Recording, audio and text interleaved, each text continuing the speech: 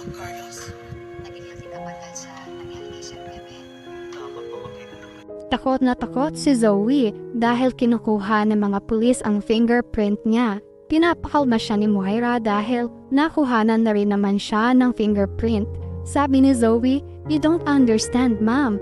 Yung mga gamit na nakuha nila kay Lolo, galing sa akin yun. So my fingerprints could be on them." Pati yung mga fingerprints ni Doc Carlos kasi sa kanya galing yung mga gamit na yon. Sabi ni Moira, "Damn, Zoe, why didn't you tell me any of this earlier? Wala na tayong magagawa. Andito na tayo sa presinto." Maya-maya ay tinawag na si Zoe ng pulis para kuhanan ng fingerprint pero hindi na ito makatanggi at sumama na rin siya. Samantala magkakaroon ng prayer vigil para sa kagalingan ni Lolo Pepe.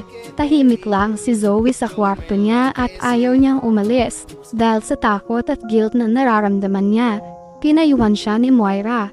"We need to maintain our appearance na nalulungkot tayo sa nangyari sa lolo mo. Kaya kailangan natin magpunta sa prayer vigil na yon." Sabi ni Zoe, "Paano ko ba matatago ang konsensya ko? Palagi kong nakikita si Lolo sa bawat pikit ng mga mata ko. Hindi ako makatulog." Sabi ng mami niya, "Basta Zoe, kailangan natin magpunta doon para hindi tayo mahalata." Iniwan na ni Moira si Zoe sa kwarto niya. Pero hindi naman makatulog si Zoe. Iyak siya ng iyak dahil naiisip niya ang nangyari sa lolo niya. Mangyayari na nga ang prayer vigil. Narito na sina Giselle, Lindon at Annalyn. Lumapit si Giselle kina Annalyn at Lindon.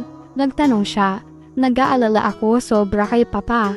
Bakit ba talaga siya na cardiac arrest?" Sumagot si Lindon, "Hindi pa talaga namin alam ang nangyari dahil wala po kami sa tabi ni Sir Pepe noong nangyari po yun."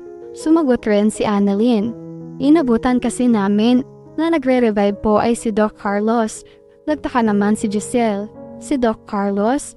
Sa kabilang banda papunta si Zoe sa prayer vigil ng lolo niya. Nagdadrive siya. Wala siyang sapat na pahinga at tulog dahil sa pag-iisip sa lolo niya. Parang lumilipad na ang utak niya dahil sa pagod at puyat. Habang nagdadrive siya, muntikan na siyang makabangga sa may pedestrian lane. Nagtawiran ng mga tao. Napansin niya ang isang matandang duguan na nakatingin sa kanya. Si Lolo Pepe ito. Dinadalaw siya. Kahit saan siya magpunta, nakikita niya si Lolo Pepe. Takot na takot si Zoe. Samantala malungkot at hindi naman mapakali ang itsura ni Carlos. Napansin yun ni Lynette dahil ilang araw na rin niya nakikitang mag-isa ito. "Carlos, kumusta ka? At si Don Pepe? Ayos ka lang ba? Nagigilty ka ba sa nangyari kay Don Pepe?" Sagot ni Carlos, "Lynette, bakit naman ako magigilty?" Sabi ni Lynette, "Ang ibig kong sabihin, doon sa pagkaka-revive mo, na-revive mo nga siya pero hindi pa rin siya nagkamalay. Iniisip ko lang naman din, ganyan din si Annalyn kapag meron siyang pasyente na gusto niyang gumaling agad." Sabi ni Carlos, "Magkaiba kami ng sitwasyon ni Annalyn. Si Annalyn, lolo niya si Sir Pepe. Pero ako, ginagawa ko ang trabaho ko bilang doktor at isinasantabi ko ang emosyonal na nararamdaman ko sa trabaho." Napatango na lang si Lynette. Samantala ayaw ni Carlos na maligtas si Don Pepe. Pupuntahan na naman niya ang kwarto nito. Baka sakali atakihin ito, hindi na niya i-revive pa ulit. Kinausap ni Carlos si Don Pepe, "Sana mamatay na lang kayo para masama niyo mababaon ang sekreto namin ng anak ko." Hindi niya akalain na didilat si Don Pepe.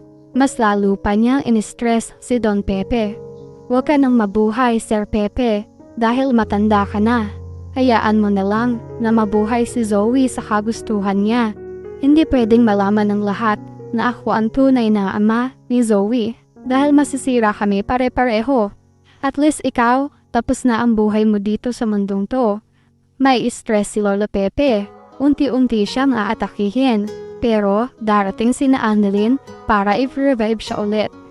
At yan ang mga pakakaabangan natin sa Abot Kamay na Pangarap.